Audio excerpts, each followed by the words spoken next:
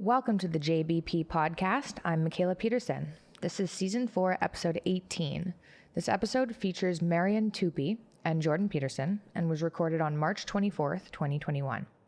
Marian Tupy is a senior policy analyst at the Cato Institute's Center for Global Liberty and Prosperity and co-author of 10 Global Trends Every Smart Person Should Know. An excellent book, if I do say so myself. Marian and Dad discuss a variety of information critical to the direction of the world as outlined in his book, 10 Global Trends. They discuss each of the 10 positive trends over the last century leading to a better, richer world overall for most of humanity. They explore how impactful these trends are and why the trajectory of societies is looking less apocalyptic than most people may believe. Hello.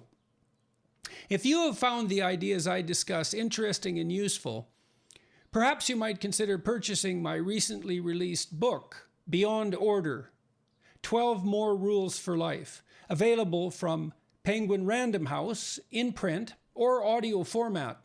You could use the links we provide below or buy through Amazon or at your local bookstore. This new book, Beyond Order, provides what I hope is a productive and interesting walk through ideas that are both philosophically and sometimes spiritually meaningful, as well as being immediately implementable and practical.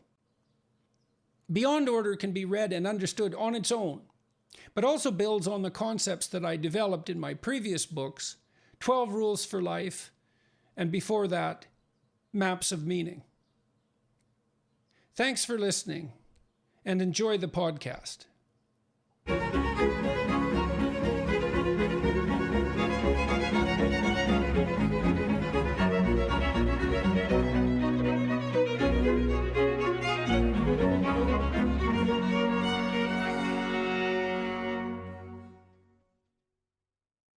Hello, everyone. I'm pleased to have with me today Dr. Marian L. Tupy, who is the editor of humanprogress.org, a senior fellow at the Center for Global Liberty and Prosperity, and co-author of the Simon Project. He specializes in globalization and the study of global well-being, as well as the politics and economics of Europe and Southern Africa. His work has been published or featured in major print and non-print media outlets all throughout the English-speaking world. Dr. Tupy received his BA in International Relations and Classics from the University of the Witwatersrand in Johannesburg, South Africa, and his PhD in International Relations from the University of St. Andrews in Great Britain. He is the co-author of a recent book, 10 Global Trends That Every Smart Person Needs to Know, and many other trends you will find interesting. It's a beautiful book. And so that's an accomplishment in and of itself. It's also an extremely interesting book, wide-ranging, and necessary, in my estimation, partly because most of what we consume in relationship to global occurrences, economic and otherwise, is negative. And that's part of the reason that I wanted to talk to Dr. Tupy today, because his work is in the same vein as Bjorn Lomborg's work and Matt Ridley's work, among other people, putting forward, Steven Pinker, putting forward a narrative of continued and rapid progress that seems at odds in terms of content and psychologically with virtually everything that seems to make up the major media trend, story, zeitgeist. So welcome, Dr. Tupy. Marian, it's really good to see you. Thanks for agreeing to talk to me today. I'm delighted to be with you, and welcome back. It's great to have you back in the fight, so to speak. Thank you. I was really struck to begin with by your introduction. You talked about why you and Ronald Bailey wrote this book. And so let's start with that. What were your motivations? What did you want to accomplish with this book, and what do you think it does accomplish? Well, fundamentally, the reality of the world, the reality of human existence, is much better than people understand, let alone appreciate. most people assume that the world is in a much worse shape than it really is. But the data points in a different direction. It points in the opposite direction. When you look at long-term trends, and we will talk about some of them, most of them are pointing to gradual, incremental, long-term improvement. Now, on top of that, we live in a world where a lot of people find meaning and excitement in embracing a lot of movements to quote unquote improve the world.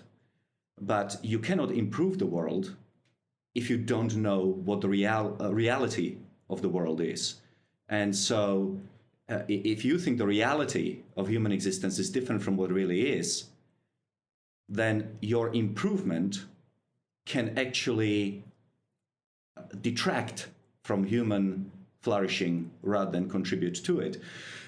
So the idea behind the book was to inform, and it is not really an attempt to produce a Pollyannish, all-optimistic view on the world. Clearly, there are problems that remain, and there will be new problems that will arise. But we believe there is some value in people knowing the facts, factfulness that Hans Rosling used to talk about. And the book is largely free of theory. It is only facts that we have gotten from third parties, with one exception of a trend on natural resources that we will discuss. Everything else comes from third sources, which are the World Bank, the IMF, Eurostat, OECD, or well-established, independent, and creditable academics. So, and of course there are footnotes so that people can check that we are not trying to deceive them into anything. And the reason why we structured the book we did, the reason why we introduced a lot of nice illustrations, is because we wanted to be a coffee table book of facts. So in addition to all the architecture books and books about dogs and cooking that people put on their dining room tables or living room tables, we are hoping that they will include this book. And so whilst people are fixing food or drinks, maybe their guests are going to open the book and look at something interesting or counterintuitive, and maybe that will lead to a conversation. Well, it's a book you can sit and read, which is what I did, but it's also clearly a book that you can leaf through. And it is, as I mentioned earlier, beautiful. So that's an additional advantage. It's a very high quality book, and that's a nice accompaniment to its essentially optimistic message.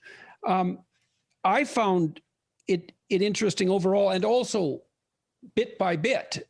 You said 10 it's laid out in sort of increasing resolution. So you start with the narrative that there are reasons to be radically optimistic about the future, especially when you compare that future to the past rather than some hypothetical ideal. At the lowest possible level of resolution, the most general level of resolution, there's reasons to be optimistic. You lay out 10 reasons that are really profound, but then you differentiate into a more detailed analysis. And I found that the details as interesting as the global trends. And it's really something to be confronted by something like an unending stream of positive information. And one thing that I guess two questions sort of naturally arise out of that is, why should people believe this positive narrative that you're putting forward, given the undeniable negativity that seems to be part of our current view of the world, are speaking broadly, and also seems to be something that's constantly pushed in front of us or consumed by us or demanded by us? Why should we believe that that's wrong? Well, partly because I think that the most obvious reason is that people shouldn't believe lies and they shouldn't believe wrong stuff. People should be well informed about all sorts of things. They should be aware of risks and benefits of individual actions, of what different politicians are offering. In other words, people should seek facts regardless of the negativity biases which we have in our brains. So, as you well know, being a psychologist, a lot of research has been done on these negativity biases. Why do people prefer to believe the bad news? And one of the reasons is that the bad is stronger than good. It has more emotional impact. It's more memorable as well. Precisely. The way I like to think about it is that when I have my annual review with my boss, he can spend 90% of the time telling me about the things that I've done right, which is always appreciated, and then also mention some of the things that I have done wrong, and there are always many. And when I walk out of the interview or the review, the only thing that's in my mind is always the criticism and never the praise. And I think that this applies to a lot of people, is that they focus on the slights, the criticisms, rather than the praise. I think you see that with people's use of social media too. If I scan comments on any given YouTube discussion like this one, it's definitely the case that the negative comments stick out and are memorable compared to the positive comments. I mean, I think there is an impact of proportion. So if I see that the vast majority are positive and a small minority are negative, I can discount the negative to some degree, but it still has a disproportionate impact. I've thought often that's because you can be in extreme pain and dead, which is pretty damn final. And so negative news carries this walloping potential impact given our susceptibility to threat, but you can only be so happy. It's not like there's an infinite amount of happiness that you can be, but there's certainly a final amount of death and pain that you can experience. And so is there any other reasons you think that is it easy rationale for cynicism and nihilism, for throwing your hands up in the air and giving up? I mean, are there other reasons that we seem so hungry to believe the worst? Yes. Before going there, let me just confirm what you said about social media. People who like something that you have posted tend to simply click on the love button or the heart button. It's people who disagree with you that usually leave the comments saying what a horrible person you are and how bad your ideas are. So that exacerbates the feeling that the feedback is negative. Yeah, and it could be on places like Twitter too, and we don't know this, is that people who are having a bad day and who are angry are much more likely to actually leave a comment or use Twitter for that matter than the same person even who's having a good day. We just don't know anything about how these communication technologies, how our emotions affect our use of these communication technologies.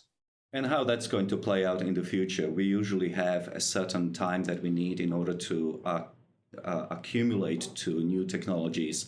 And, we'll see how this one plays out. But we certainly discovered in use of other technologies that it took some time before we got mastery of them. Cars are a typical example.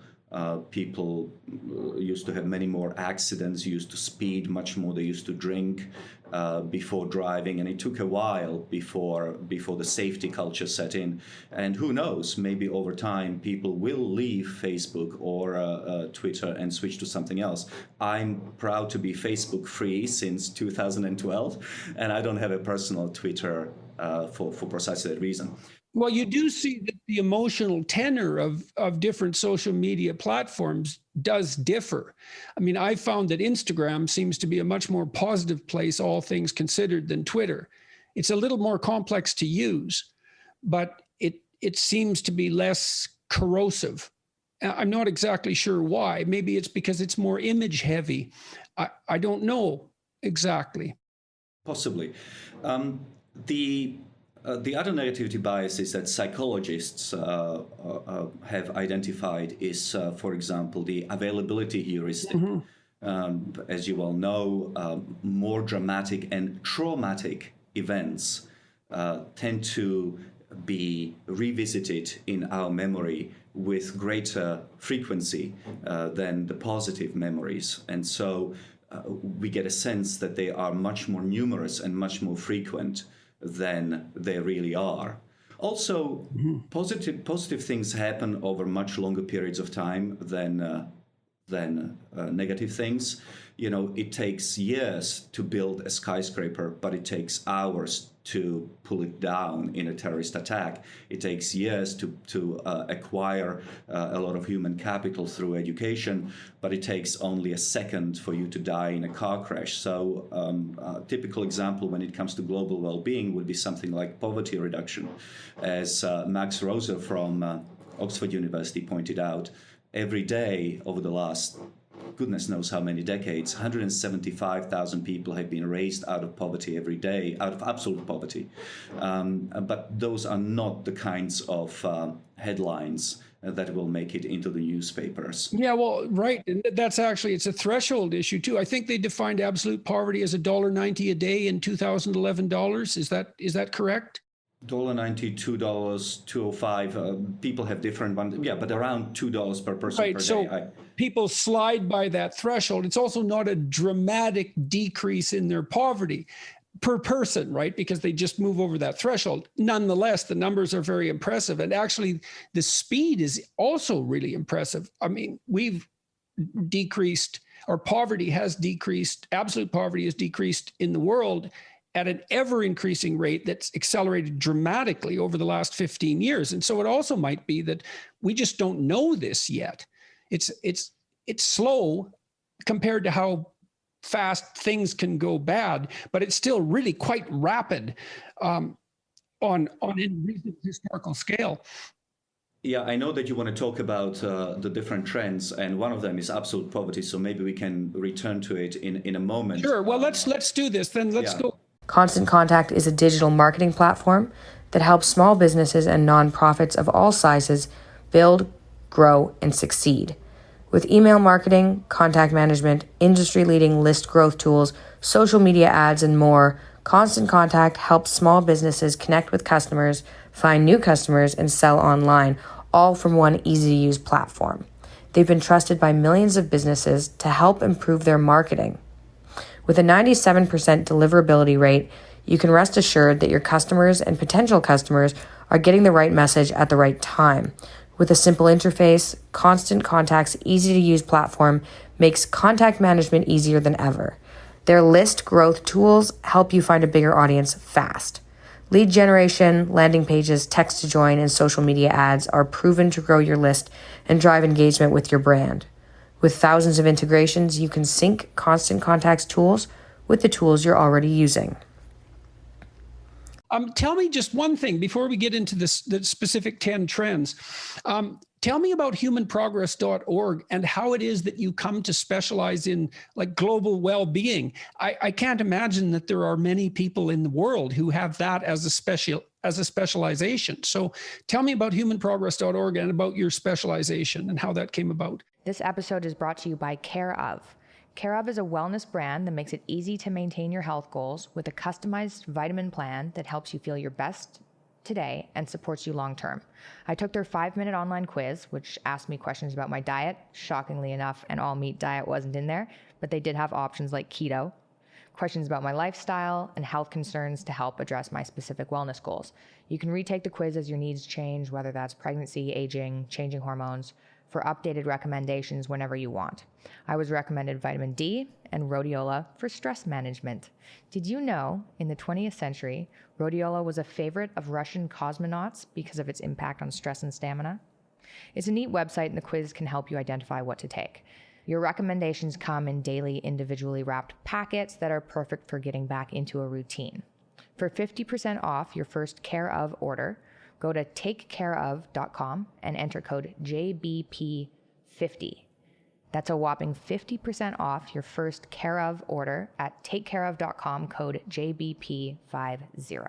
Tell me about humanprogress.org and about your specialization and how that came about. Well, my personal story sort of will explain that. I'm much more interested in Westerners who have lived a life of relative abundance, good education, safety, that they are interested in recognizing these trends. But in my personal case, the path to being interested in well-being is much more straightforward. I was born behind the Iron Curtain in what used to be communist Czechoslovakia, and whilst life wasn't horrible, it was pretty dreadful. We can talk about that some other time. Then, because my parents are medical doctors, we moved to South Africa in the early 1990s, where they started practicing, and so I got to travel through a lot of Africa, and there I saw much worse poverty and deprivation. And I was educated in Britain, and I've worked in the United States. So obviously, when you live in 4 different cultures, if you are at all curious, you have to start asking yourself, how come some countries are prosperous and some countries are poor? What are the institutional settings for the production of riches? After all, at some point in time, everybody was dirt poor. But now we have large sections of the world which are escaping from poverty at a very fast click, whilst others are not doing so well. So that is obviously something that I was wondering about as I was moving from one culture to another, from one country to another. And then in 2010, I read a wonderful book, which is still worth reading, by one of your previous guests, Matt Ridley. It's called The Rational Optimist. And Matt Ridley's book was filled with some very interesting statistics that I didn't know about. I should have known about, but I didn't. And I thought to myself, well, if I don't know about them, and it is my job to know them, what about the larger public? I mean, the general public is surely to be as ignorant, if not more, than I am. And so I thought, let me put it up on the website. And since then, we have grown to about 1,200 different data sets, and that's really the story. So that's humanprogress.org. That's humanprogress.org, yes. And so that's something you started yourself? Yes. I'm an employee of a think tank called the Cato Institute, but the Human Progress is an autonomous part of Cato, but it runs pretty much autonomously. I have a lot of freedom to do with it what I want, and but most crucially, the information that we provide, the data itself is completely. It comes from third parties. We write articles, we write exclusive articles where we try to frame the data in the historical context. We try to get into the reasons why some countries are rich and why some countries are poor. We can talk about it as well, but we don't. So we do have an editorial position when writing articles and studies. We do not play around with the data, and anyone who comes to the website will see the original data taken from third sources, footnoted, sourced, and so on. Okay, so let me hassle you for a couple of minutes, because I've been, I've talked to Matt and Ridley and to Bjorn, and so there's a group of people that are, and Steven Pinker for that matter, who are rational optimists, let's say, or intelligent optimists, or informed optimists. I got interested in this. I worked for the UN committee for a couple of years, and I was reviewing books by the dozen on ecology and economics. And I was shocked. And what shocked me was things were way better than I thought they were, and they were getting better at a rate that was stunning, and I didn't know any of that. And it was overwhelming pouring through the data, because I had been so wrong in my implicit presumptions. And so that's what got me interested in all of this. And of course, I was also extremely happy about it, to see what was actually happening, how many good things were happening. So, but here's the criticism so I posted these talks with Bjorn, for example, and people have responded, often young people, and they say, well, they say something like this: that's all very well and good for you, Dr. Peterson or Bjorn. You're 50 years old. You have a secure position. You grew up when the job market was stellar. It's much, much harder for young people to make their way in the Western world now than it was 20 years ago. That sort of security, long-term security, isn't there.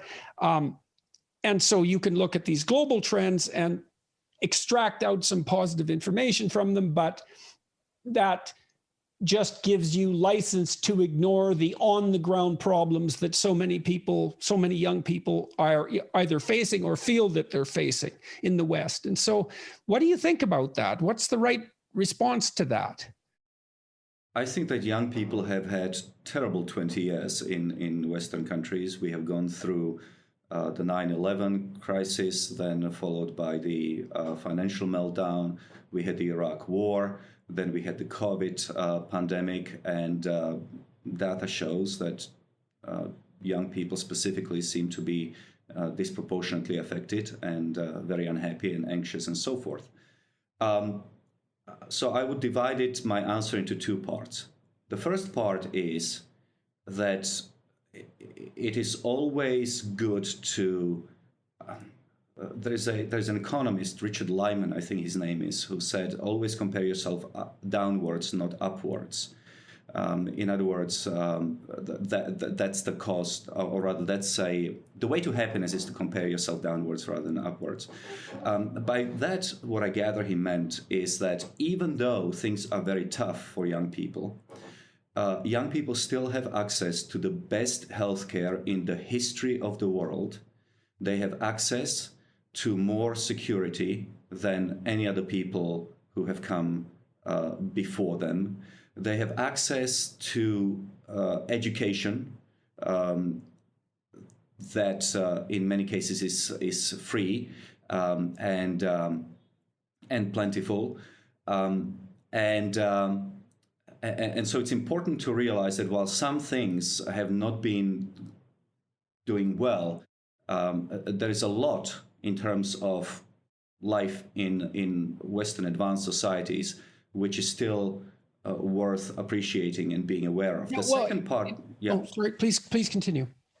And the second part of my answer would be to say that it is all the more important for young people to understand the economic and political reasons why the West grew at faster rates before, why it had more political and social stability before than it has today.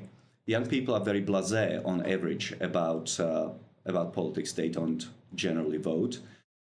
They tend to embrace all sorts of causes which are inimical to progress and to growth, such as, for example, socialism. They tend to be much more open to it than people who are older and turn more conservative. And so delving deeper into why the 1980s and the 1980s and the 1990s had higher rates of economic growth is not a bad idea from the perspective of young people. Well, it's also it's also not exactly clear what baseline is being used when the claim is made that things aren't as good or as easy as they once were. I mean, they're certainly a lot better now than they were in 1820. They're certainly a lot better than they were in 1930 or 1940, probably 1950. Then there was a period of incredible growth in the 60s, in particular, the post-war period, where employment was a relatively straightforward matter for many people. And there was plentiful, long-term secure jobs. Now, how difficult it was in the 60s to obtain one of those is still an open question. Many people were much less educated than they are now. It isn't clear, it isn't absolutely clear to me that things were any easier any time in the past. And it's certainly the case that for most of the past, things were immeasurably worse. Yeah. When I said that they had terrible 20 years, what I meant is that the last 20 years almost seem like a state of constant crisis. But let's disaggregate this experience that young people have. If you are a black person in the United States, for example, you have never lived in a safer, more tolerant, and more accepting society. If you are a gay person in the world, in Western societies, you have never lived in a more tolerant or a more accepting society. If you are a woman, the same goes for you. So that's already well over 50% of the population. Also, let's not forget that whilst the wages of certain people in the United States, certain sections of the labor force have been stagnating, overall, the median household income in the United States prior to COVID was at a record high, which is to say that compared to the earnings of a median household in the 1970s or 1980s, American earning power prior to COVID was at an all-time high. So it's not true that people were poorer. Now, let me make one last point about this. When it comes to cost of living in America, which is what a lot of people are talking about, very much depends on what you are looking at. Mm-hmm. Cars are cheaper by 70% than what relative to wages than what they were 20 years ago. Toys, TVs, food, all of those are much cheaper than what they were 20 years ago relative to wages. Even housing. Most people don't know this, but it happens to be true. Housing in the United States is 10% cheaper than it was 20 years ago relative to wages. Now that would exclude high demand cities, I would imagine, right? This is an every, because, well, more and more people want to go to more and more exclusive and wealthy places, or fewer and fewer exclusive and wealthy places. So that's a complicating, like in Toronto, the real estate market, housing prices are just skyrocketing constantly. And my sense of, and my sense of that is that there's 20 cities in the world that are optimal places to live. So they're scarce, and this is one of them. And people are quite mobile, and there's quite a lot of money. And so that drives real estate prices here continually upward. And you see that in New York, you see that in the major European cities that are highly desirable. You see that in San Francisco. But there aren't many places like that. So that's part of the reason for that. That's absolutely right. Both things happen to be true at the same time. The 10% decline in the prices of housing is average across the United States, whereas in the high demand areas, it has also skyrocketed. Now in some places, like, for example, Manhattan, where a lot of young people want to live, there is only so much that you can do in order to provide additional housing because it's an island. However, in many other places in the United States, housing is artificially restricted. The building of new housing is artificially restricted through NIMBYism, through zoning rules, and so forth. Yeah, it's poverty by fiat. We don't allow you to be poor here. You can't afford it. It's against the law because of the zoning laws. And that's a real problem in places like San Francisco. And the two areas which have seen a massive appreciation in price, well above inflation, well above wages, is healthcare and education. So right. And education is a particular burden for young people. Right. And now, would it be crazy of me to suggest that young people, instead of blaming the market or asking for free education, looked at the reasons why education is so expensive? Could it be that because governments push so much money out of the door through Pell Grants and other heavily subsidized loans, the universities know they can charge much more money than would otherwise be the case? Could that be the reason why education is increasing in price? Could it be the reason? I also think the universities, in some sense, have conspired to rob their students of their future income. Well, look, imagine that you come to a car store and there's just one car left, and you say to the salesman, I really, really, really have to have this particular car. This would be Yale, Harvard, whatever. And by the way, I have $1 million in my pocket. How much is the car salesman going to ask you? The $1 million. Mm-hmm. And it's a very similar situation when it comes to higher education. The universities know exactly how much the parents are making. They know exactly how much money you can get out of government in loans. So of course they're going to jack up the prices.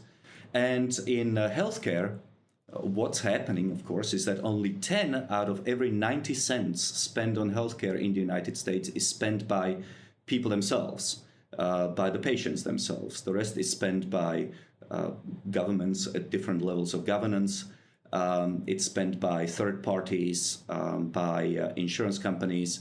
So when you walk into into a doctor's office and he asks you, do you want to have 10 or 20 blood tests? You say 20. I'm not paying for it anyway. And that's part of the reason, again, why healthcare has exploded but between those two, I can see why Americans would be quite dissatisfied with their standards of living. And I'm afraid that a third reason why Americans are going to be dissatisfied with their standards of living is coming down the pipeline. And I think that is going to be a massive increase in energy costs in the United States, just as it happened in Europe. In Europe now, they have a term called energy poverty. So even in places which are the height of economic development, like Britain and Germany, people are not heating their homes in the middle of winter. People are washing themselves in lukewarm water because prices of energy have been artificially, by government fiat, jacked up to prices where even the richest people in the world, I mean as a population, not as a share of population, cannot afford things which are the essence of what life should be like in a Western civilization. And what worries me is that some of those proposals that have taken on in Europe and which are making Europeans so miserable are going to come down to the United States and perhaps even to Canada. Okay, so let's draw some quick conclusions, and then we'll go talk about the 10 major trends. And so correct me if I've got any of this wrong. It's very difficult to make an informed case that things are worse now in almost every way than they were at any other time in the past, including the last 2 decades, but certainly going back before that, things are better on almost every possible measure. People don't know that, partly because we have a negativity bias. We're attracted by negative information, and that's what is put forth by a media hell-bent on attracting our attention at any cost. We're also deluded to some degree by our historical ignorance and also by anomalies in the economic scheme, exceptionally high prices of housing in high demand, high quality areas, and the same thing happening, say, with university education, despite the fact that maybe state university education is still quite cheap, or community college, that kind of thing. Hey, it's Michaela again. Hope you're enjoying this episode. Another quick word from our sponsors, this time about life insurance from Ladder. Last year, when we were trying to find competent doctors to save my dad, life insurance came up. Yeah, I'm bringing that into an ad. It was stressful not having it at the time. Life insurance from Ladder gives me a lot of peace of mind knowing my family will be taken care of. Given the luck my family seems to have with health, life insurance, especially term coverage, is extra important on this side of the pond. Ladder makes it impressively fast and easy to get covered. You just need a few minutes and a phone or laptop to apply. Ladder's smart algorithms work in real time, so you'll find out instantly if you're approved. No hidden fees, cancel anytime. And since life insurance costs more as you age, now is the time to cross it off your list. Life insurance is something to look into, and it's cheaper the sooner you start. So check out Ladder today to see if you're instantly approved. Go to ladderlife.com/JBP. That's LADDER life.com/JBP. Enjoy the episode. Because of this pervasive negative message that's being put forward constantly, that also encourages us to exaggerate the degree to which the current condition is bad and getting worse. We don't know, and we assume that, and that makes us more miserable than we have any reason to be. The danger in that is that we're going to fail to appreciate and work to undermine all sorts of things that are actually working very well if we only could see the facts on the ground.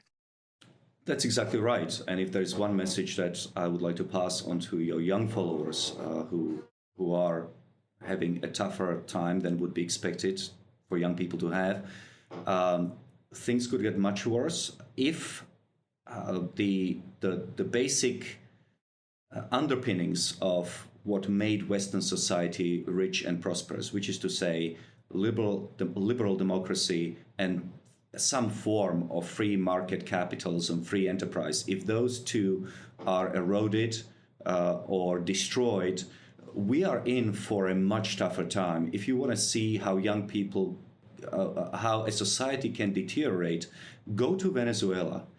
It's not that far away. It's a couple of hours from Miami, and see how young people live there. Now, Venezuela was a country where in the early 1950s, GDP per capita was higher than in the United States.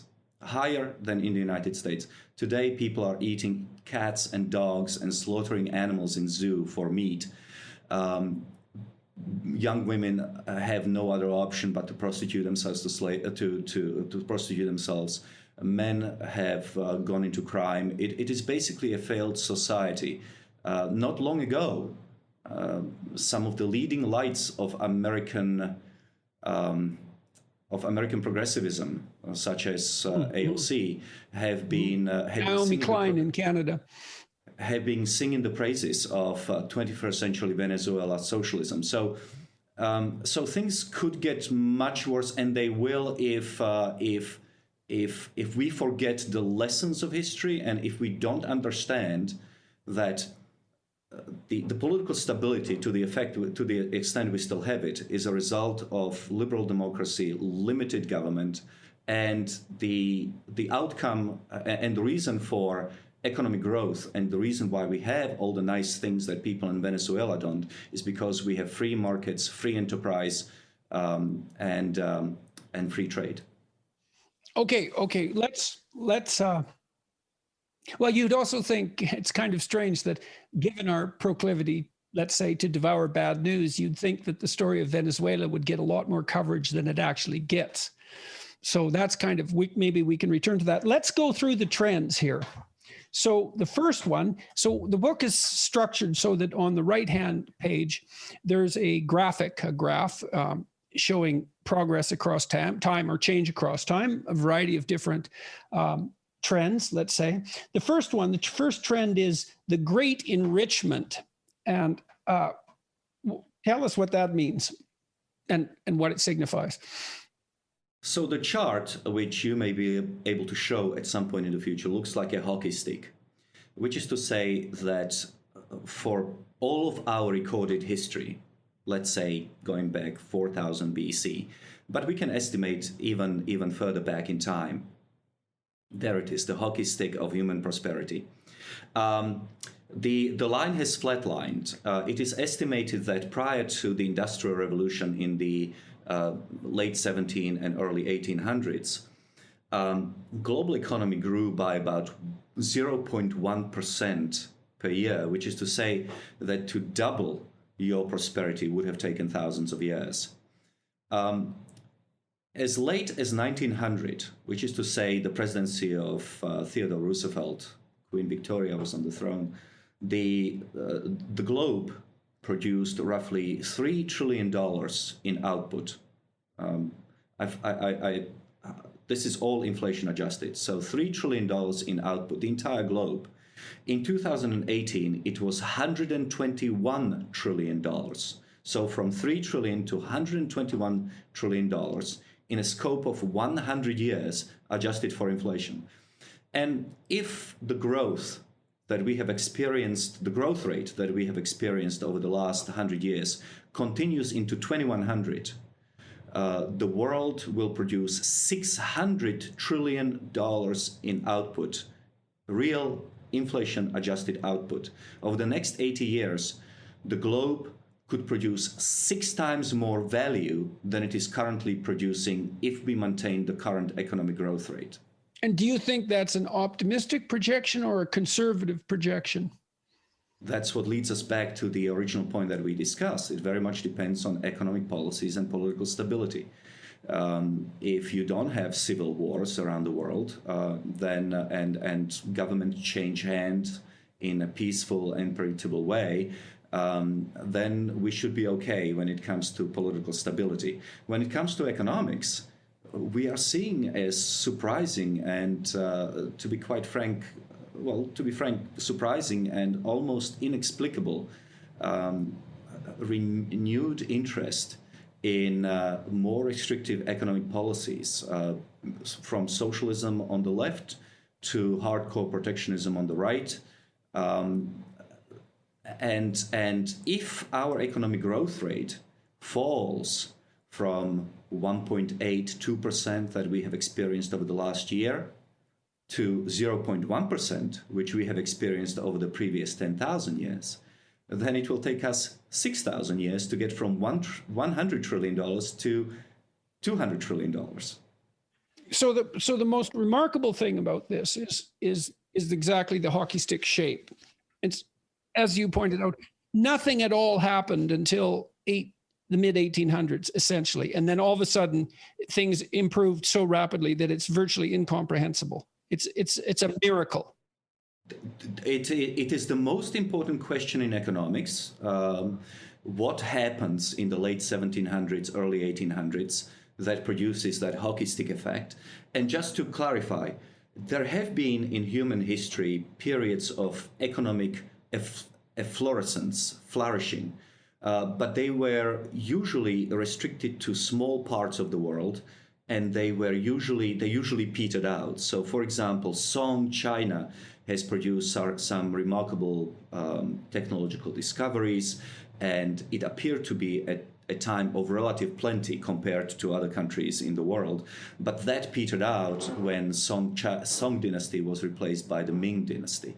Similarly, the Roman Empire appears to have been a place that was largely at peace internally and quite prosperous, but that came to an end in 467 or whenever that happened, when Rome fell. So there are these periods that you can have prosperity. Also, let's stay with Europe. I mean, Europe has experienced the greatest century of peace and prosperity between 1814, the end of Napoleonic Wars, and 1914, the breakout of the First World War, which slaughtered tens of millions and destroyed a lot of wealth. So, economic progress can certainly take a knock, and it can take a time to recover. But in order for it to recover, you have to rediscover the reasons why you had high economic growth rates in the first place. So the first lesson is that something happened in the last 150 years that propelled human productive capacity and distribution globally into the stratosphere.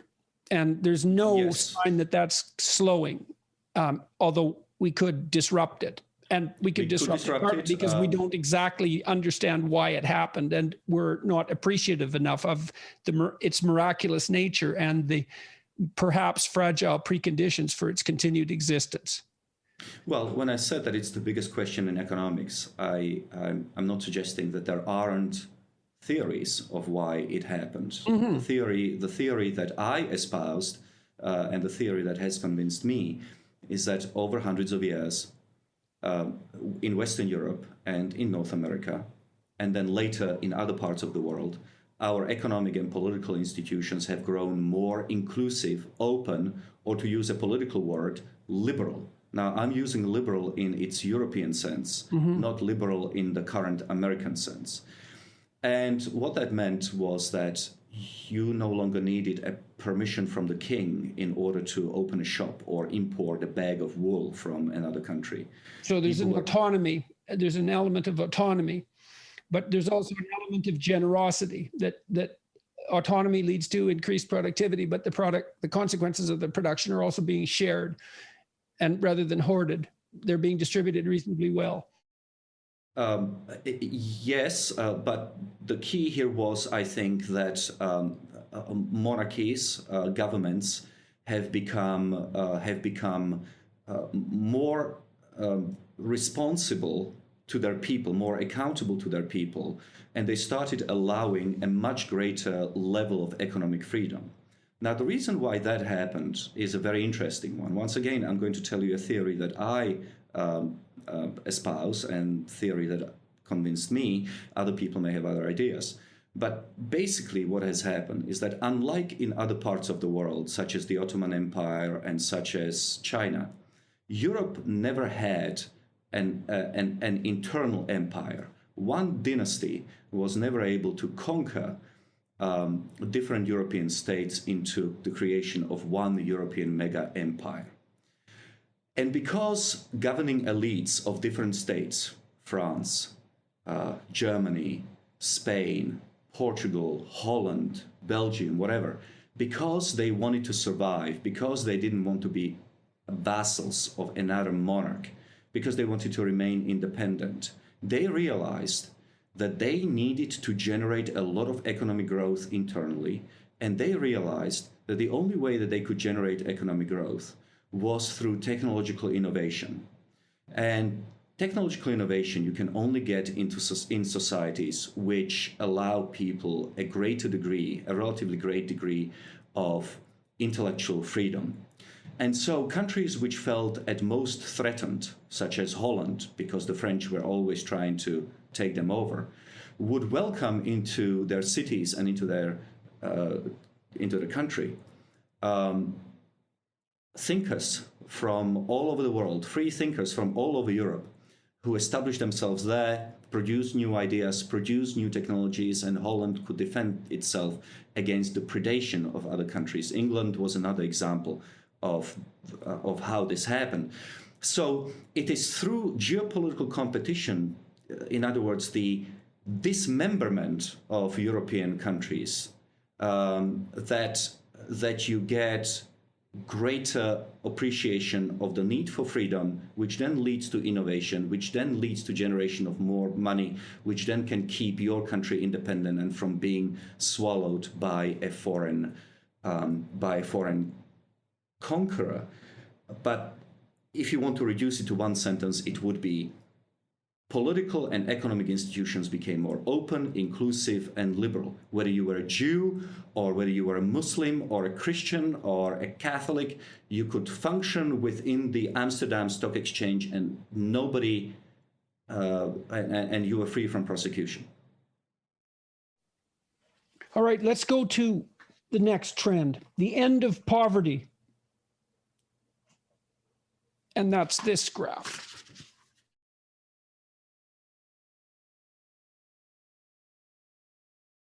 Before the Industrial Revolution, or rather, let's start 12,000 years ago when humanity discovers agriculture. Between 12,000 years ago and roughly 200 years ago, pretty much everybody in the world was a farmer or a farm laborer.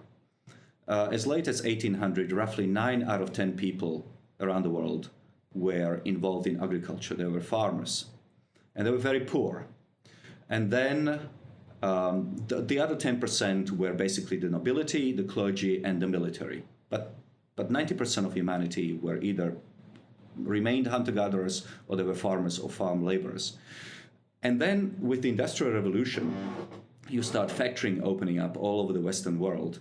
And people realize that they can make more money in the cities working in factories. So they start leaving the rural areas and moving into urban areas, earning more money. And eventually, the agricultural population in the United States, for example, declines from 40% in 1900, well, from 90% in 1800 to 40% in 1900 to 2% today. Today, only 2% of American workers work in agriculture. The rest of them works in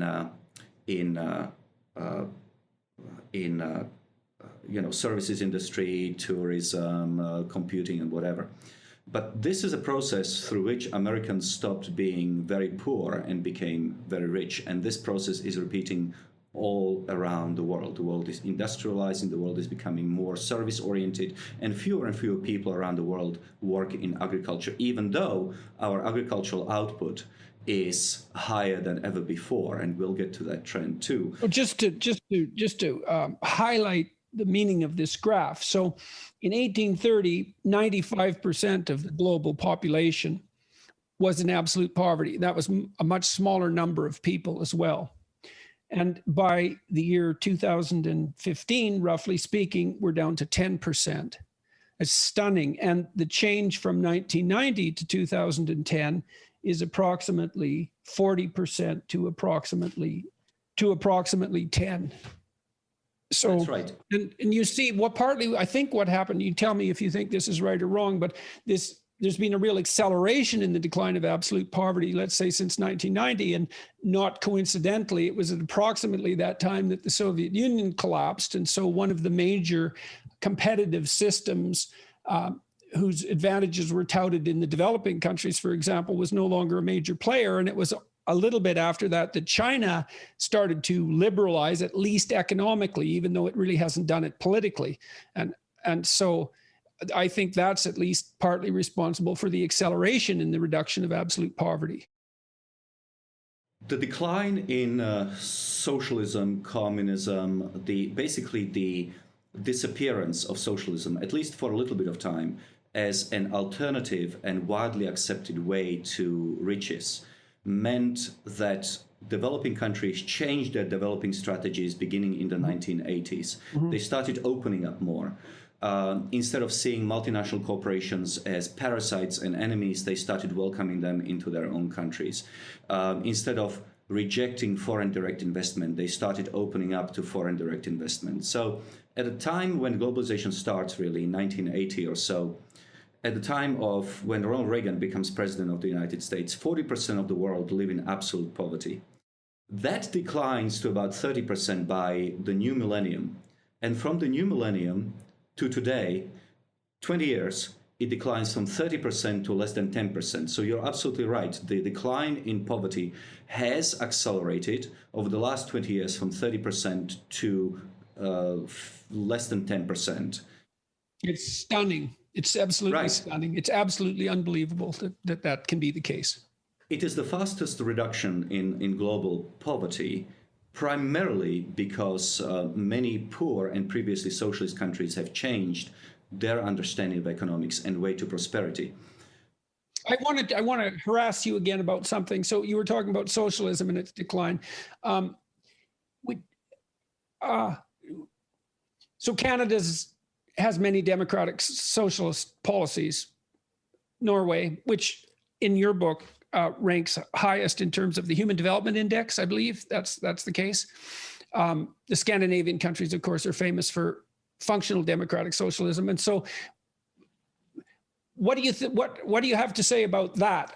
Forget about communism and the hardcore communist Soviet pushed Maoist doctrines that anyone with any sense is going to regard, in the light of what happened historically, as absolutely counterproductive. Anyone who supports Maoist doctrines or Soviet doctrines is reprehensible they're so ignorant or malevolent in some sense that it's reprehensible. It gets more complicated, I would say, when you're talking about the range of redistributive policies that characterize Northern Europe and Central Europe and Canada and the United States. There's a wide range of theories, preferences for government intervention and for democratic socialist policies. And so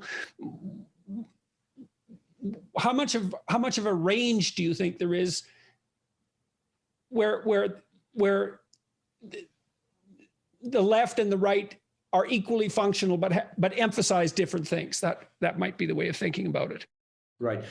You're certainly correct on China, which has abandoned hardcore communism in the late 1970s.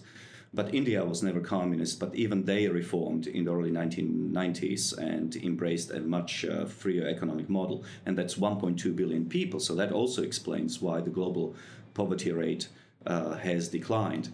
Now, you're raising a very important point, and that there is a difference between socialism, which is government ownership of the means of production, factories and whatever, and social democracy in Europe, in places like Denmark, Norway, Sweden, and even perhaps Canada. But here's the interesting thing. All of these countries come at the very top of the Economic Freedom of the World report, which is published by the Fraser Institute in Canada. You may be familiar with them. Mm-hmm. So it is actually possible to measure economic freedom in different countries, and Fraser has been doing so since the early 1970s. And all of these countries, all these social democratic countries, actually score very well. Here is the reason why. First of all, they have very flexible labor markets. Second, They have very define that so everyone understands. Meaning the ability of firing and hiring people is lightly regulated, so that people can move from industries and occupations which are maybe unproductive into wherever there is a new company that's opening. You don't suffer consequences. Right. So things are allowed to die and be born. Precisely. The second reason why they are scoring very high on the Economic Freedom of the World report is because they are open to foreign trade. They are actually more open to foreign trade than the United States, which is supposed to be a paragon of capitalism, although obviously the United States isn't. But they are very free trade oriented. And also, if you look at their tax structure, what you realize that they actually have very low corporate tax rates. So, as opposed to, say, the United States, which has one of the highest corporate tax rates in the world. So what the Scandinavians and the Social Democrats have discovered is, roughly speaking, the following. Let's keep the economy free. Let's try to generate as much revenue through economic growth, and then tax that. Do not tax the productivity of the worker and of the company in terms of corporate tax rates. Or rather, let's try to have an open economy and generate economic growth by producing and by being a welcoming area for new businesses to open. Okay. Well, we'll return to that. Are we running out of resources? Trend 3. That's this graph. So just remember that green, orange, and blue line, because I will describe them one by one. So this is the only datum or set of data which I produced myself together with a co-author, Gail Pooley from Hawaii. And what it shows is the average price of 50 most important natural resources between 1980 and 2018. And what we found, as you would expect, is they increased in nominal price. Nominal price is unadjusted for inflation. As everybody know or should know, currency becomes less valuable every year because more of it is printed. So in terms of nominal dollars, the 50 commodities have become more expensive over the last 40 years. Once you adjust the cost of commodities, and I'm talking about oil, gas, chicken, beef, lumber, shrimp, oranges, whatever. Once you account for inflation, that was the orange line, what you see is actually that natural resources are much cheaper today than they were in 1980. The final line is the blue line. The blue line is what I call the time price. Time price is really it's a better price than real or inflation-adjusted price because it also takes into account wages. As you know, wages tend to increase above inflation because people become more productive. So if inflation in the United States is 2%, a typical increase will be maybe about 3% because people have become more productive over the course of the year. So once you start comparing prices of resources relative to wages, what you see that they have fallen even more. And why is this counterintuitive? They fell by about 70% in terms of time prices. All the while, and that's from 1980 to 2016. Or 16 or 18, one of 18. Okay, so 18, despite more people, despite more urbanization, despite the hypothetically decreasing prevalence of resources, despite all of those hypothetical problems, there's been a 70% decline in basic global commodity prices adjusted for wages from 1980 till 2018. Stunning, right? Not what anyone was predicting in the 1960s by any stretch of the imagination. Yes, that's absolutely correct. So even though the population of the world has increased by something like 70%, the prices of natural resources have declined by 70%, which means that every additional person born on the planet has made things cheaper for us by about 1%. And nobody saw that coming. Right, that should be said 50 times, Right, because it's so not what anyone thinks. More people means more wealth. That's exactly right. And that's I've also seen that more people means more ecological preservation, and so does more wealth, because richer people care more about the environment. And so you see that perverse occurrence too, that once GDP gets to the point where people aren't scrabbling around trying to stay alive, so maybe $5,000 per capita, all of a sudden environmental concerns start to manifest themselves. And so it looks like we could have more people and make them richer faster, and that would be better for the planet. No, that's absolutely right. The cleanest environment in the world is in advanced countries, in Western capital societies. When you see tremendous attack on the environment is in poor countries. When the Venezuelan economy collapsed, they started eating animals in zoo. In Zimbabwe, when their economy collapsed, they started slaughtering the wildlife. If it's a choice between killing a giraffe or having my baby die, I know what I have to do, right? But for the longest time, people thought that if population grows, we are going to run out of resources. And this is not what has happened. We have more resources. Resources are cheaper, but that in itself is an indication that they are more abundant than before. Because, of course, human beings are not just consumers of resources. We're not just destroyers of resources. We're also creators of resources. Human beings are producers of ideas. Yes, and on average, we produce more than we consume. Otherwise, we would die. Well, that's exactly right. And that's what people like Thomas Malthus or Paul Ehrlich at Stanford University were worried about. They freaked out two generations of people. Ehrlich's population. And we still haven't recovered from that. No, we still haven't recovered from that. Apocalyptic narrative. No one believes, if I tell my students we're going to peak at 9 billion and we can handle that, and then the population is going to decline, no one believes that. If you say that, well, we've got richer as more people have been born rather than poorer because brain power exceeds consumption, essentially, especially as people have got healthier and their IQ has increased, which is something we could talk about as well. None of this is part of the general apocalyptic narrative. No, not only can we get access to new resources, but also we can replace resources which are becoming scarce. So, for example, humans used to make candles out of spermaceti, which is this weird sort of stuff in the brains of the whales. The oil or fat in the brains of the whales. So we used to murder them by the thousands, and we used to scrape out that spermaceti and build it into nice candles. And then we realized that we didn't have to do that it was actually quite expensive and quite stupid, because we could produce electricity by burning coal. And then we decided that we can switch from coal to gas, and maybe eventually to nuclear and whatever. And so that's how humanity manages to constantly produce more. It's through innovation. And in fact, in Western countries today, we have reached peak stuff. This is a book, very important book, which I recommend to your readers, by Andrew McAfee, and that is Making More from Less, or More from Less.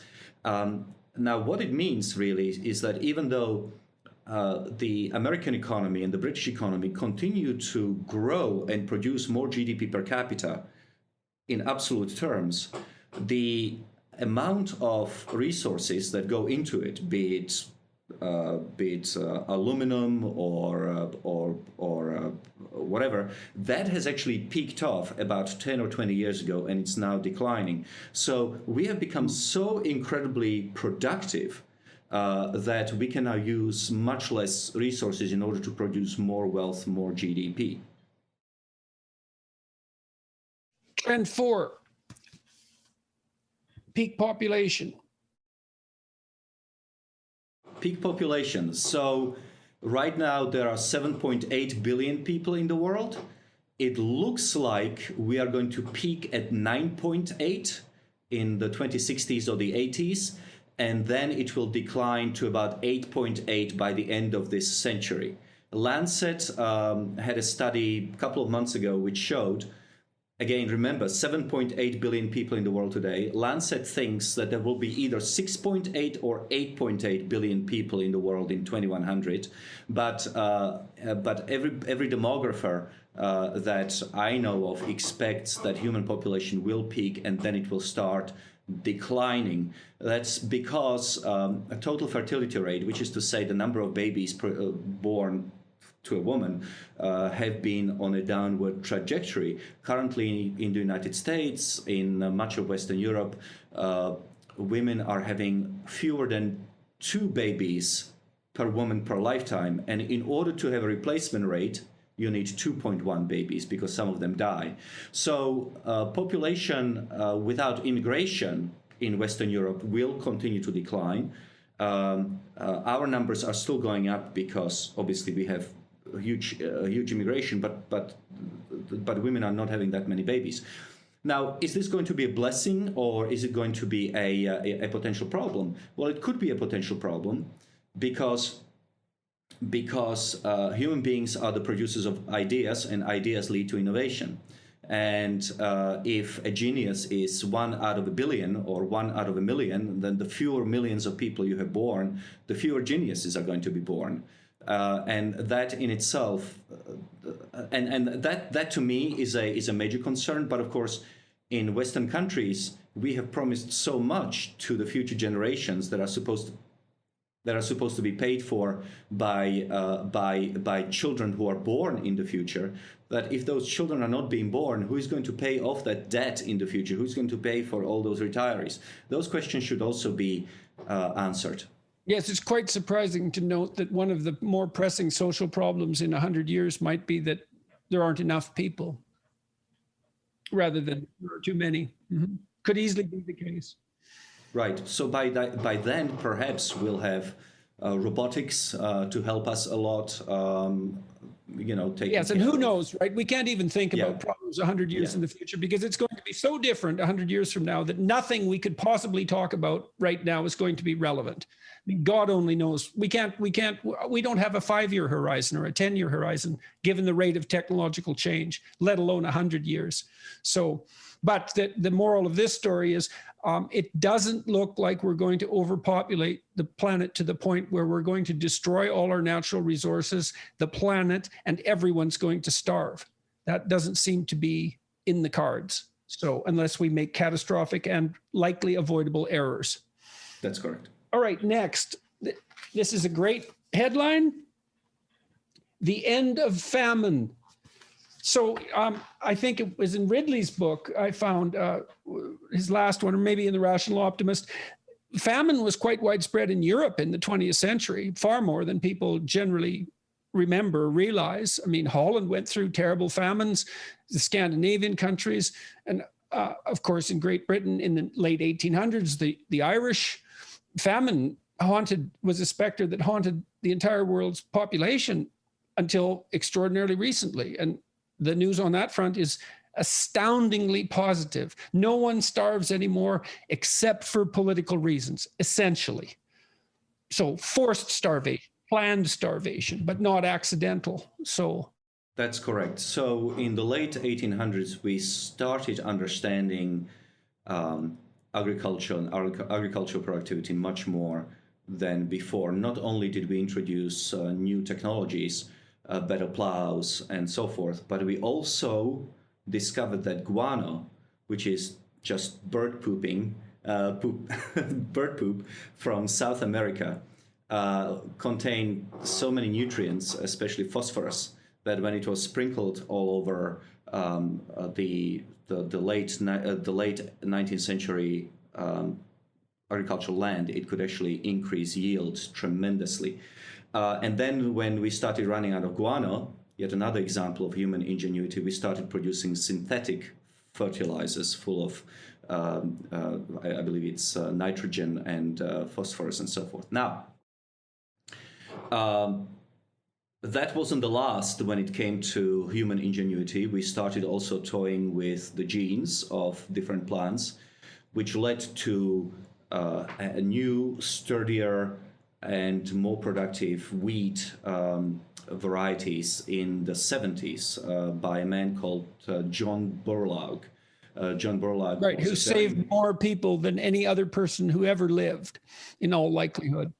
That's exactly right. So instead, it's quite interesting that just as people were starting to be really worried about this population growth, especially in China and India, people immediately started working on the ways to solve to solve the problem. Mm-hmm. And so, the population bomb comes out in 1968, and right about that time, into the early 70s, you have Borlaug introducing these new varieties, wheat varieties, into Bangladesh and India and China and elsewhere. And of course, food production skyrockets. India today is a major exporter of food. Now, these were people who were starving by tens of millions. When I was growing up in the 1980s, I remember being terrified by the images of starving people, starving children in East Africa, in the Horn of Africa. And today, now you say, this is so unbelievable. The world's poorest region, sub-Saharan Africa, now enjoys access to food in volumes that are equivalent to Portugal in the 1960s. So now that's a very small amount of time from the 1960s to now, well within living memory of many people.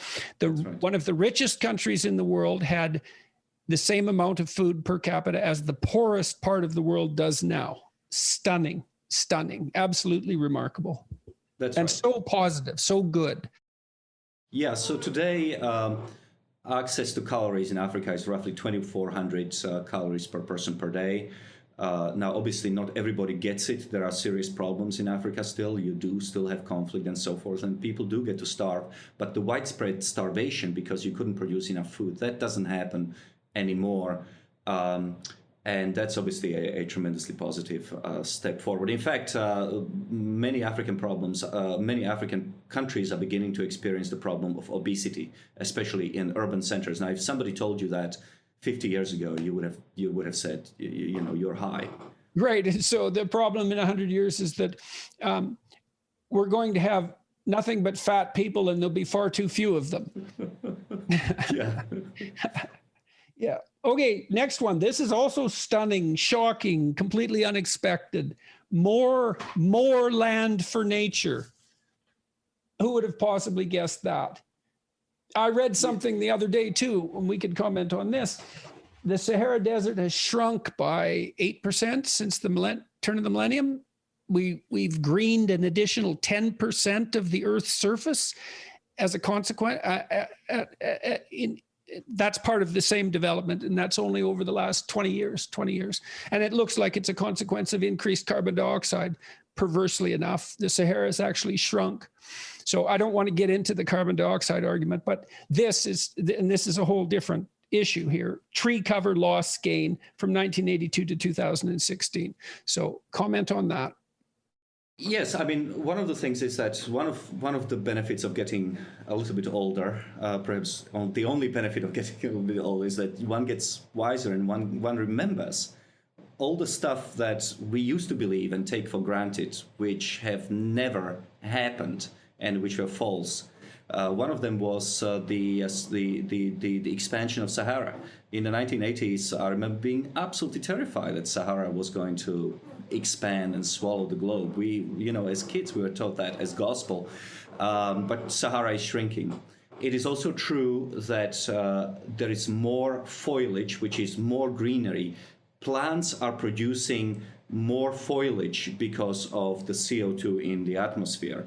CO2 is for another discussion, but the fact is that it's the basic fact of living on Earth that plants like more CO2 in the atmosphere. It's their food, which is why Norway grows tomatoes in hothouses that are filled with CO2, precisely because they want them to grow.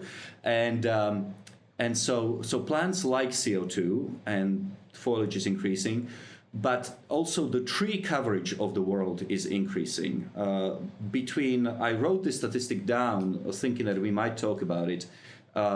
Between 1982 and 2016, we have added tree tree area the size of Alaska and Montana combined to the world. Now, that's a pretty big chunk of the world. The United States has 35% more trees than when Ronald Reagan became president of the United States. China, 35%. No, China is 15%, yeah. Okay, so now I've read critiques of this too. When I've tweeted this, for example, people say, yes, but we've lost a tremendous amount of biodiversity, that much of the new growth is monoculture in contrast to the previous growth. And I suspect that's not true in some situations and is true in others. I don't think that's true of the reforestation of the United States, but I don't know. Do you know? Well, first of all, compared to what? At the time when Industrial Revolution started in Great Britain, which was responsible for many of the great things that happened since then, at that time, one of the reasons why they had to switch to coal is because there was no tree left in Britain. I'm exaggerating, but I am not far off. The tree coverage in Britain was just completely diluted of forests over millennia of forest destruction. Remember, trees were not only needed to keep you warm, but to cook your food, to make your furniture, to make your carriages, to make your weaponry. Everything prior to the modern era was based on trees. I'm exaggerating, but not too much. Trees. Now, so compared to what? We have destroyed a lot of the natural forest with its original biomass long time before the Industrial Revolution, which, by the way, used up coal, not trees. But today, most of our tree usage comes from the new forests, the forests that are planted for the specific purpose of being cut down for lumber, which then builds American and Canadian houses.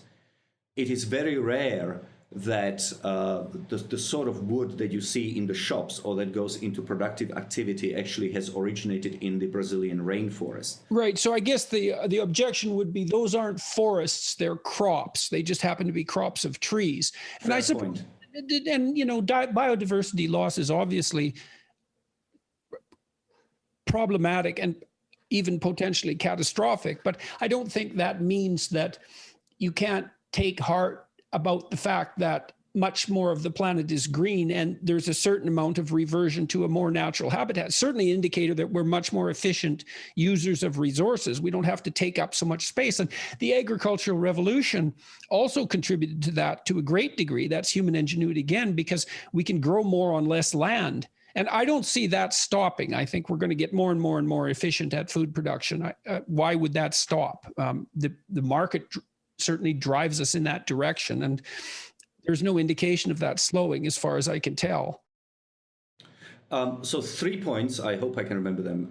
One is, yes, because of increased agricultural productivity, we are already returning land to nature, and we can do so in the future at an increased pace, which means that we are returning land not just to the animals, but we are returning it to nature, where the biomass can grow again and where it can reconstitute itself.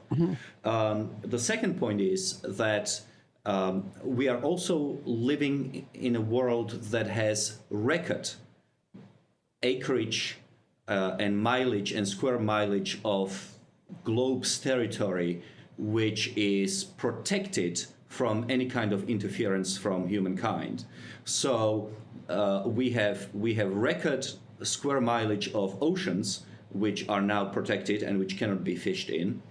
And we have record square mileage of land, which is protected in national parks or is otherwise excluded from economic activity.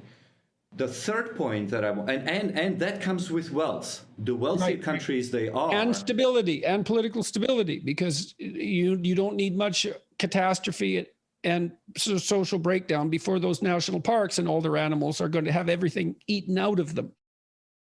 Typical example would be Zimbabwe, yes. And the last point I want to make is that we have a problem in Brazil. Brazil has obviously vast rainforests and very ancient forests, which are filled with all sorts of things that we may discover are helpful to us in the future. As well as dangerous. But nonetheless, very few people would say that it's a good thing to get rid of the Brazilian rainforest. My understanding is, and I'm willing to be proven wrong on this, is that most of it has to do with farming, especially of poor people in Brazil, who burn forests in order to clear the land for agricultural activity. Now, I realize that this point may not necessarily be appreciated by wealthy people in the West, but poverty in developing countries can be very, very bad. In Brazil, there are some pockets of real wealth, but there are also pockets of tremendous poverty. And the more inland you get and the more into the Amazon you get, the poorer the people become. These people, from their perspective and the perspective of their government, should be allowed to earn a living. The way you protect Amazon is to have higher rates of economic growth in Brazil, so that those people start moving away from the Amazon. They start moving to cities like Sao Paulo and Rio de Janeiro and others, and they start working there in the factories, in the service industry, and they no longer have to burn forests in order to plant food so they don't starve. Number 7, trend 7, planet city. Urbanization, which you also regard and describe as a net positive. Well, you certainly get the synergistic effect of bringing together, right? I mean, look at San Francisco, the Silicon Valley. The urbanization of a genius population produces an incredible amount of innovation. So urbanization, everyone's moving to the cities. Yeah, I think that right now we have about 55% of humanity living in the cities already. So again, all of those people are obviously not living on land, which is a good thing. You remember Pol Pot, right? Cities are parasites on the countryside and should be eradicated. Well, that turned out to be spectacularly wrong in every possible way, as well as murderous. So it's a good thing for people to leave their rural environments and move to the city. Good thing, all things concerned. So, sorry, continue, please. No. I think Pol Pot, yeah. I mean, didn't he also shoot all people with spectacles because they were intellectuals? Yeah. Well, he was trained at the Sorbonne. Well, okay. Right. Mm-hmm. Say no more. But right. I think he still holds the record for most people killed as a share of the population. I think he managed to kill, 1/3 or 1/4 of the population in 4 years?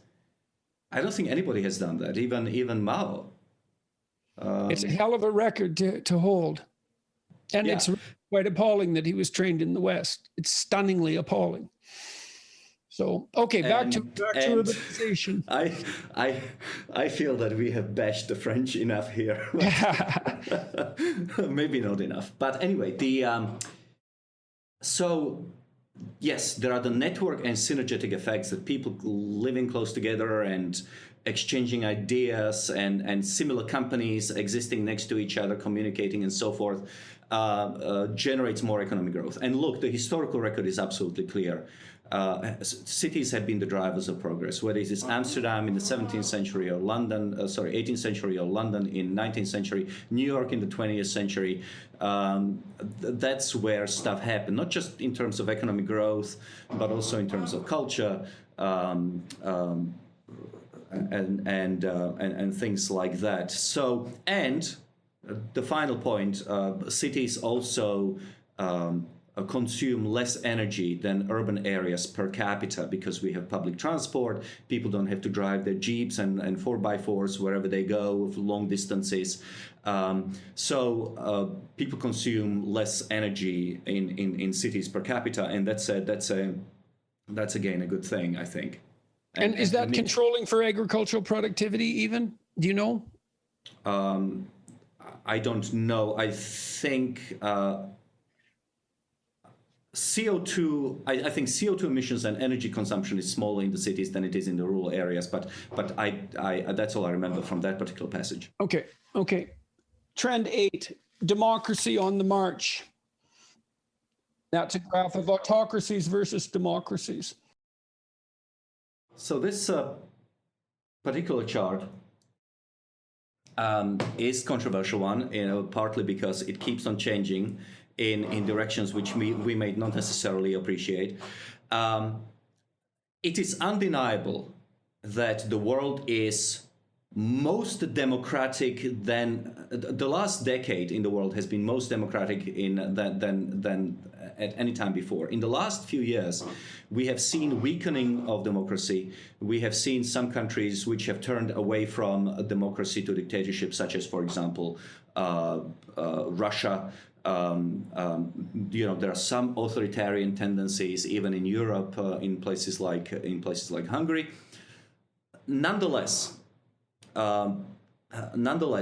greater share of humanity lives in under a democratic regime than, say, in 30 years ago, 60 years ago, 100 years ago, and so forth. And the big wave of democratization really happens after the collapse of the Soviet Union in 1991, and of course the collapse of the Berlin Wall in 1989. After that, you see, basically before then, there were more autocracies than democracies in the world. And after the fall of Soviet Union, you had all of these newly independent countries turned democratic. There was some slide back in some of them, but by and large, democracy has held in Central Europe, in Eastern Europe, even in parts of Southern Europe. So there is more democracy around. And the future of democracy is by no means assured. We are seeing some very troubling signs on the horizon, but democracy is not in full flight just because Russia stopped being a moderate democracy. Well, I would say, and even the Russians know this, despite their autocratic system, there isn't an intellectual or moral contender of any import. I mean, democracies might degenerate into dictatorships, but there isn't an ethos of authoritarianism. There isn't an ethos that's well developed intellectually, philosophically, or practically to compete with democracy. So, I mean, the Chinese can claim that their system is more efficient. It's like, well, maybe for short periods of time now and then, but seems highly unlikely. As China became more free economically, it became richer. They say, well, we can get away with not being free across the board. But I suspect that that's probably just wrong. Is that we're going to see that as a comparatively fatal flaw over the next 30 or 40 years. So, but I mean, what do you argue if you're not a liberal Democrat? In the whole broad sense, ranging from democratic socialist to ultra conservative, let's say, but within the democratic spectrum. Well, what's outside of that that's credible intellectually? An alternative system? I don't see anything. Russia has a peculiar combination of nationalism and Russian orthodoxy. Now, that cannot be obviously exported to other countries in the world. It has no purchase on Africa, for example, or Latin America. China is an interesting example. They certainly do argue that their system is superior, but I think that the shine has been coming off the Chinese model recently with the... Well, it got a lot more superior when it got a lot more capitalist. It got a lot more superior. They obviously are able to generate a lot of wealth. They also have a lot more people, but they are still, on average, an average Chinese is much poorer than an average American. It's just that they are dealing with 1.4 billion people. But by letting them be freer, not perhaps politically, but economically, the Chinese economic institutions stopped being super extractive and they became more inclusive. And people could function within them and produce wealth and keep it, and nobody was coming to take it away from them, at least not with the typical regularity of a totalitarian regime. They were able to build a very prosperous country.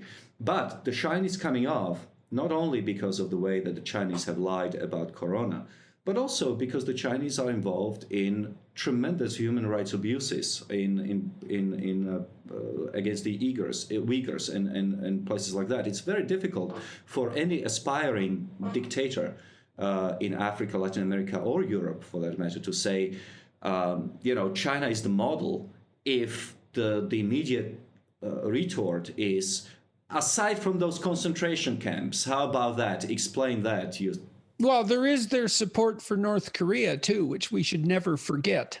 And that. Which is a regime so rotten that it beggars the imagination. So appalling, inexcusable in every possible way.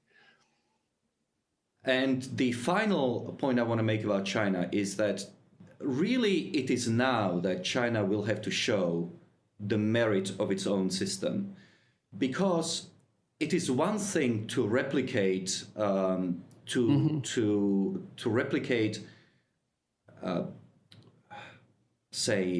railways, the building of railways and bridges and things like that. It is one thing when you have the benefit of the technology that's already developed, and what you're doing is picking low-hanging fruit.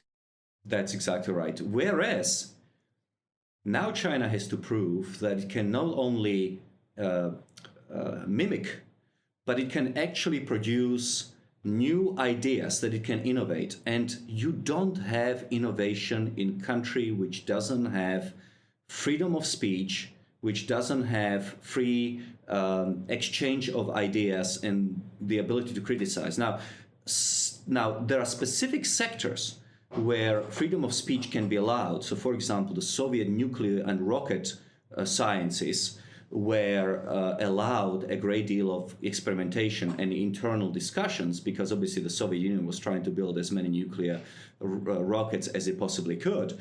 But if you want to produce better products, better production processes, new innovations on a mass sort of societal scale, you have to have freedom of speech, freedom of expression, freedom of communication. And China doesn't have it because, of course, the corollary of the freedom of innovation is that people would be talking about ideas that the Chinese government doesn't want them to talk about. Yeah, well, and if you're going to have a bunch of people who are talking about ideas and they're going to be really good at it, there pretty much nothing can be off limits. If you get a bunch of creative people together and they're really being creative, they have to be able to talk about anything. Otherwise, their creativity gets squelched, and it's easy to squelch the creativity in some sense. So, and also I think that creative types are usually people who are on a broad spectrum of autism and disagreeability, and you very often see it in Silicon Valley, but some research seems to be showing that. And these are the sorts of people who are going to not hold back. These are the sorts of people who are going to tell whatever springs to their mind.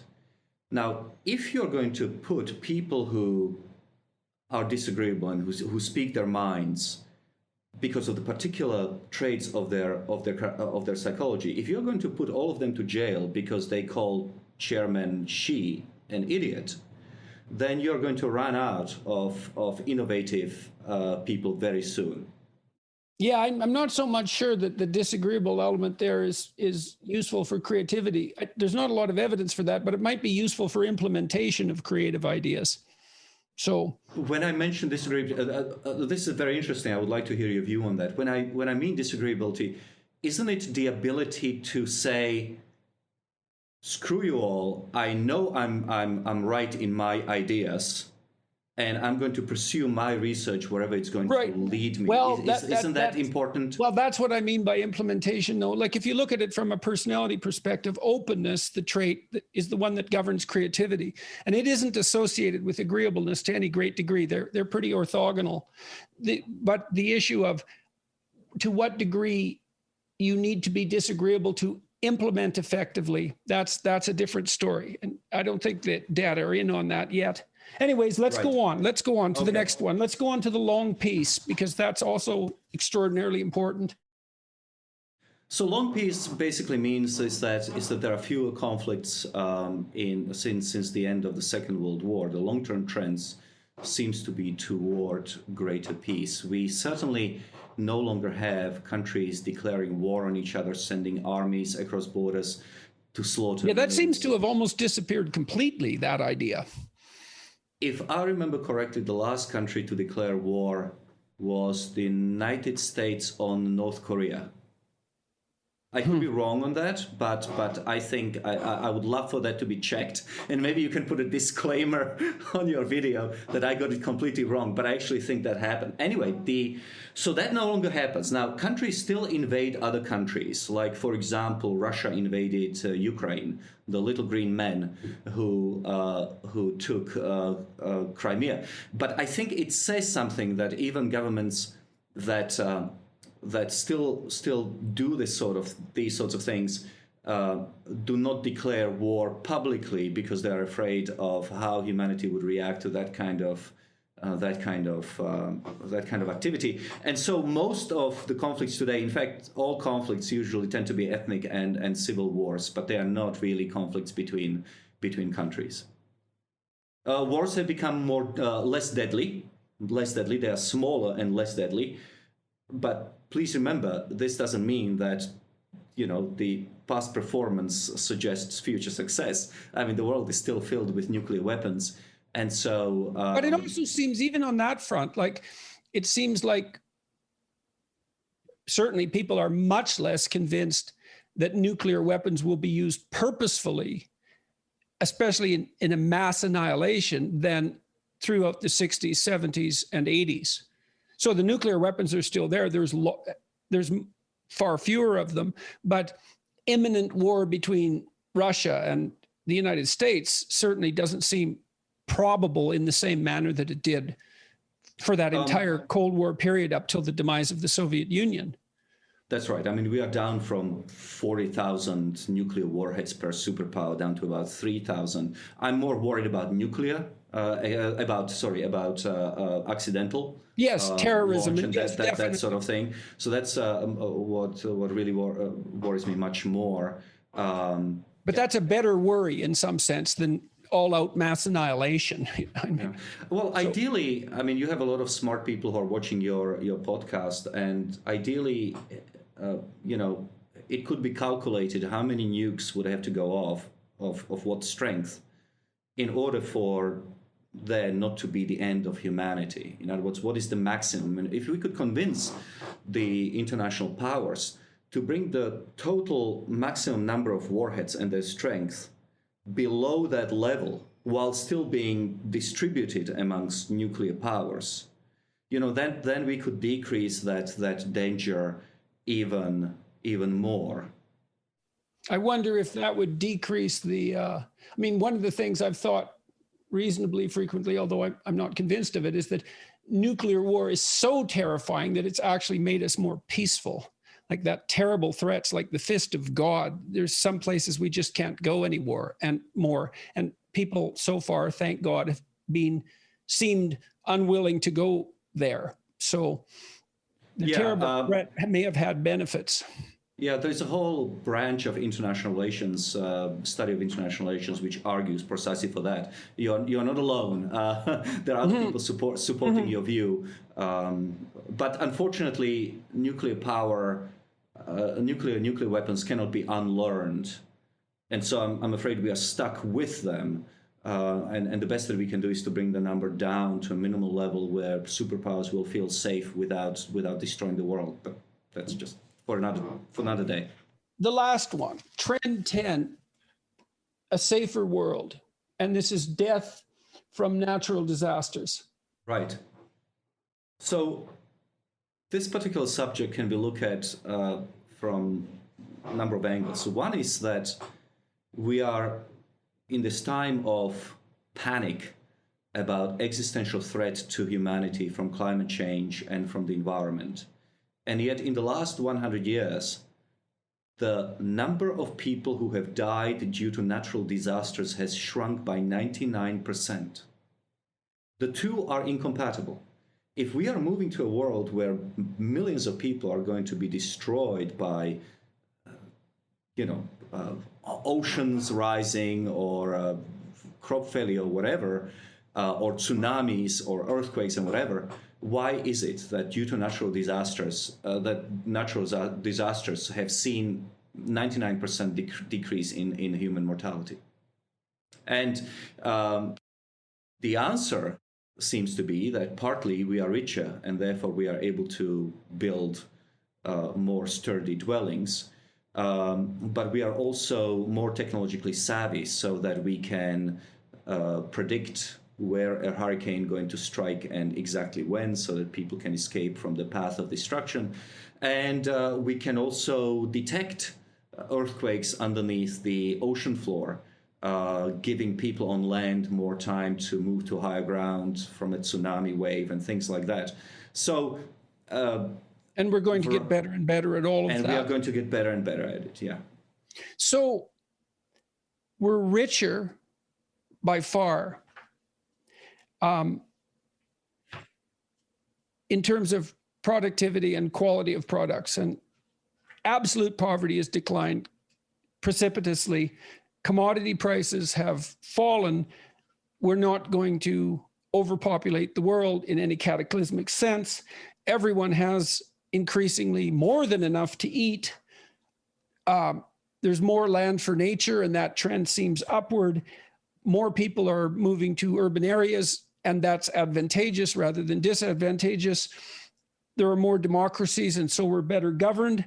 We're more peaceful, and we're less likely to die from catastrophes. And I should point out to everyone who's listening, that really only scrapes the surface of the topics that are covered in this remarkable book. As I mentioned at the beginning of this podcast, the authors delve into comparatively micro trends in detail, discussing such things, which I would love to discuss, and perhaps we should continue this at some point in the not too distant future. Such things as the precipitous decline in computational power, and that's in its infancy, access to electricity. You mean computational price of computation? Yeah. Yes. Well, and pure power and accessibility and mobile technology and lighting costs and decline in the cost of renewable resources and clean drinking water and better sanitation. And I'm just leafing through the book, internet access, and so that's education, and that will get better and better.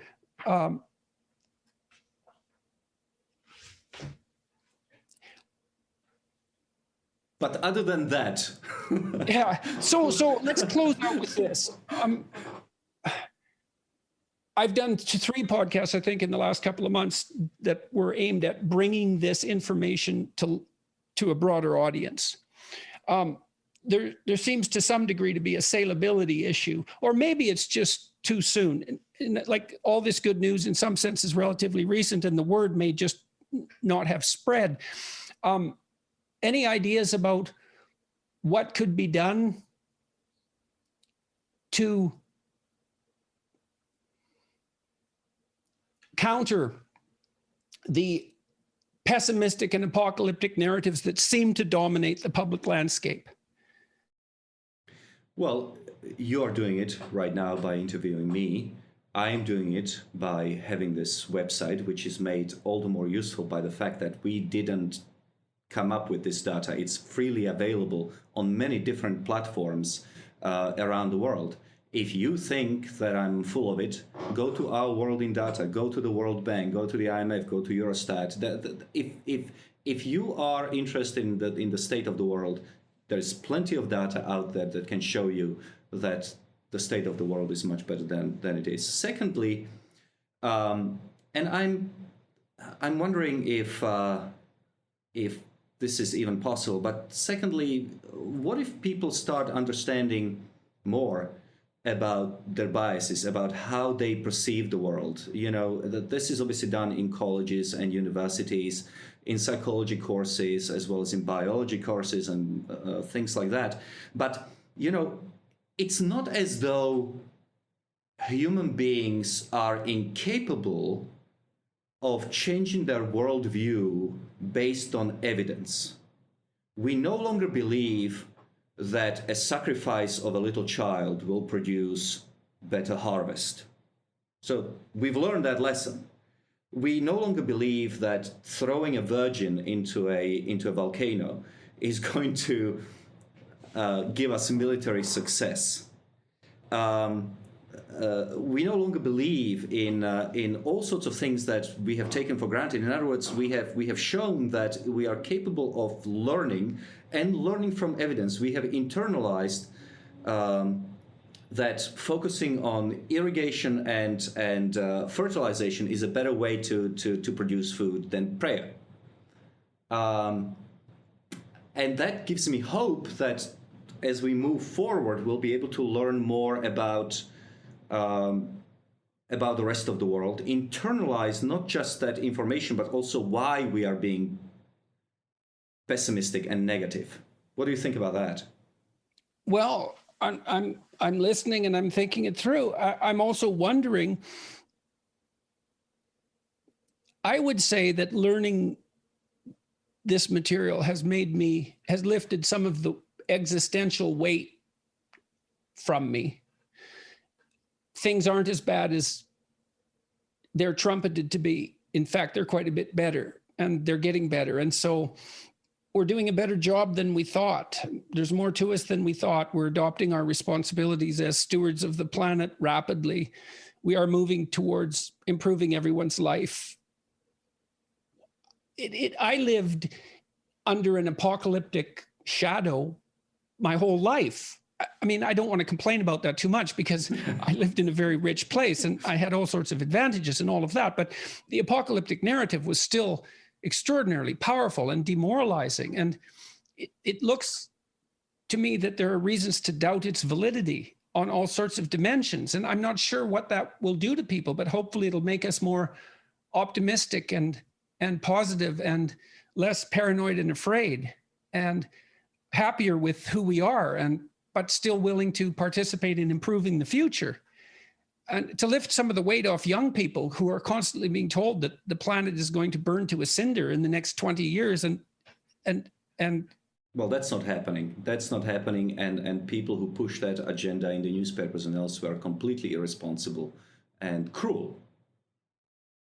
But that leads to perhaps the final point from my end. Like you, I have become much more optimistic, not much more happy in my own personal life once I realized that so much around me I didn't have a right to complain about, and I should be grateful for. I should be grateful for that I'm not a peasant in 17th century, or and appreciative of what's brought us here. And that's the key, is that people who do not understand the crucial role that political and economic liberalization, opening, inclusion has played in launching the Industrial Revolution, showing us the path, the rest of the world, a path to prosperity. If they don't understand that everything we have is underpinned by a certain economic and political system, both of them terribly imperfect. But look at the alternative. Look at the difference between Chile, the extraordinary success of that country after it embraced free markets, and the collapse of Venezuela, where people eat cats and dogs. Look at the difference between Botswana, which is a relatively free economy, and its neighbor, Zimbabwe, where people have experienced hyperinflation of 96 stillion%. Look at the difference between East and West Germany, between the United States and the USSR. Look at the difference between North and South Korea. If you just called it the worst possible regime in the world, I think you're right on that. I'm pretty sure you're right on that. And that regime is still out there. If you have a problem with liberal democracy and competitive enterprise, fix those problems incrementally, one by one. Don't burn down the system, because the alternatives, as you can see in the world, are much worse. That is a great place to end.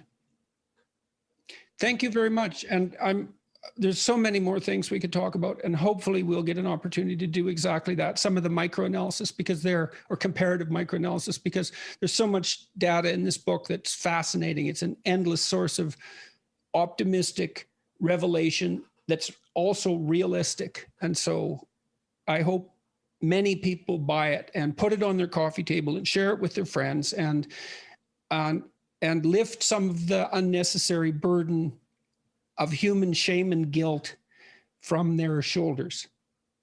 Well, I'm grateful for that, for those kind words about my book. I'm deeply grateful to you for having me on your show, and I'm delighted that you're doing well, and hopefully we'll be doing even better in the future.